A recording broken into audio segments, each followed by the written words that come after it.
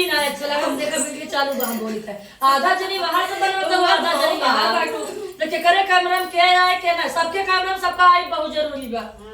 बिना मतलब जकर बिना फेस वैल्यू जाए तो कौन सा दिक्कत बस में अपना जाओ बस तो सीधी एक बात कि जब से आइलू हमारे घरवा धइलू गाना पे दिया नवा जब से आइलू हमारे घरवा धइलू गाना पे दिया नवा जब से आइलू हमारे घरवा धइलू गाना पे दिया नवा जब से आइलू हमारे घरवा धइलू गाना पे दिया नवा व्याकुल कइलू तू हमारो परान चिरई व्याकुल कइलू तू हमारो परान चिरई है परान चिरई है परान चिरई है परान चिरई व्याकुल कइलू तू हमारो परान चिरई व्याकुल कइलू तू हमारो परान चिरई कंगन कलकत्ता से मंगाऊलू हरवा लखनऊ से मंगाऊलू कंगन कलकत्ता से मंगाऊलू हरवा लखनऊ से मंगाऊलू पायल पटना से मंगाऊलू तू धार चिरई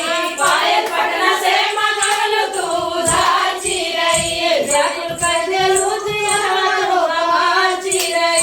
व्याकुल कइलू दिया तू हमार चिरई व्याकुल कइलू तू हमारो परान चिरई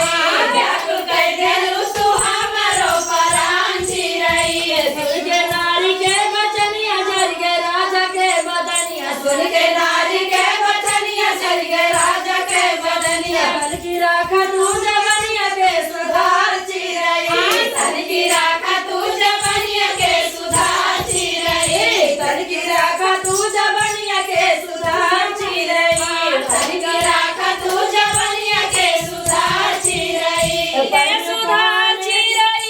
है सुधार चिरई है सुधार चिरई तन की राखा तू जवनिया के सुधार चिरई तन की राखा तू जवनिया के सुधार चिरई तन की राखा तू जवनिया के सुधार चिरई है सुधार चिरई है सुधार चिरई है सुधार चिरई तन की राखा तू जवनिया के सुधार चिरई तन की राखा तू जवनिया के सुधार चिरई पैनु काने के बाला मोहन मधुरा वाला पैनु काने के बाला मोहन मधुरा वाला पैनु काने में बाला मोहन मधुरा वाला नंदी हरु अकबर तुझे उधार चिरई अरे नैया तो पकड़ से उधार चिरई व्याकुल कइलू तू हमारो परान चिरई व्याकुल कइलू तू हमारो परान चिरई व्याकुल कइलू तू हमारो परान चिरई व्याकुल कइलू तू हमारो परान चिरई हो परान चिरई हो परान चिरई हो परान चिरई व्याकुल कइलू तू हमारो परान चिरई व्याकुल कइलू तू हमारो परान चिरई पैनु पाँव पाए जनिया सोहे कमर कर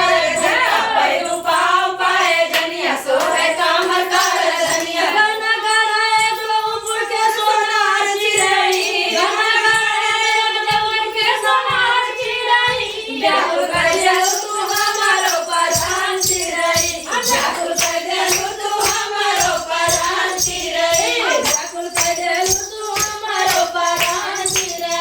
हो परान चिरई हो परान चिरई हो परान चिरई व्याकुल कइलू तू हमारो परान चिरई व्याकुल कइलू तू हमारो परान चिरई व्याकुल कइलू तू हमारो परान चिरई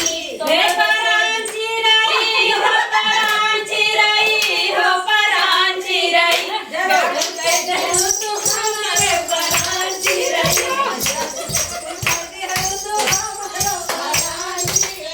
व्याकुल कइलू तू हमारे परान चिरई रीता बंद करा जिया ये तो शांत हो जाए शांत हो जाए फिर चलिए